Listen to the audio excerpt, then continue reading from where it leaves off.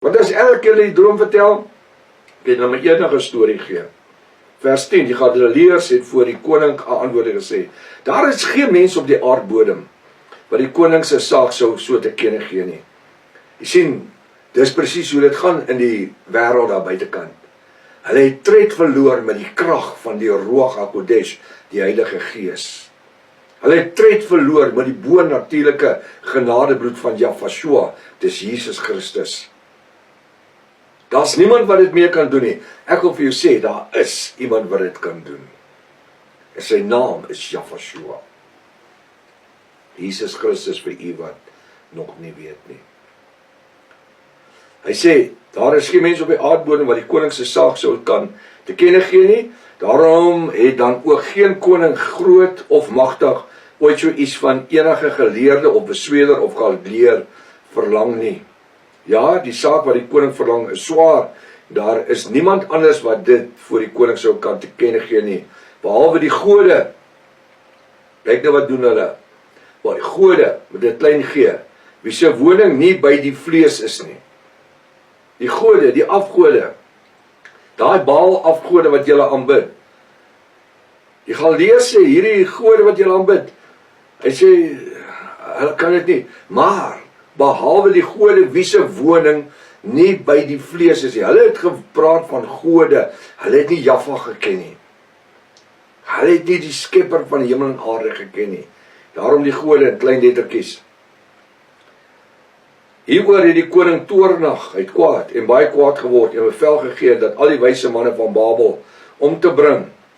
Die bevel uitgevaardig is en die wyse manne gedood sou word, het hulle ook Daniël en sy metgeselle gesoek om gedood te word. Ek meen Daniël en Sadrag, Mesach en Abednego, hulle is heeltemal onskuldig. Daarom het Daniël aan Arioch, die owerste van die koninklike leiwag wat uitgetrek het om die wyse manne van Babel dood te maak, 'n slim en verstandige antwoord gegee. Hy antwoord sê vir Arioch, die bevelhebber van die koning, waarom is bevel van die kant van die koning so streng? Toe het Arioch aan Daniël die saak meegedeel. Daarom het Daniël ingegaan en die koning versoek om hom tyd moes gee om die uitlegging aan die koning te kenne te gee.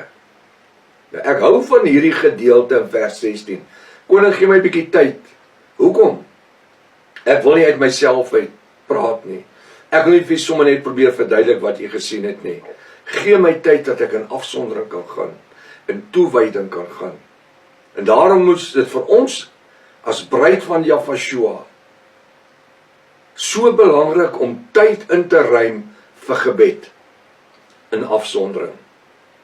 Soek sy aangesig, sê die woord. Ek sal dan vir die koning aan die uitlegging aan die koning te gee. Toe gaan Daniël na sy huis en maak aan Hanania, Mishael en Asaria, sy metgeselle die saak bekend. Ek wil net sê, Sadrag, Mesach en Abednego was die Babiloniese name wat hulle vir Hanania, Mishael en Asaria gegee het. En dat hulle barmhartigheid van Jahwe van die hemel moes afspreek oor die geheim, sodat Daniël en sy metgeselle saam met die oorige wyse manne van Babel nie sou ombring nie. Daarop is in 'n naggesig die geheim aan Daniël geopenbaar. Ek is so bly dat Jahwe, die Here God, is 'n waarmaker van sy woord. Al gaan jy deur 'n dal van doodskade wees, jy sal geen onheil vrees nie. Ek is met jou tot aan die volëinding van die aarde. Halleluja.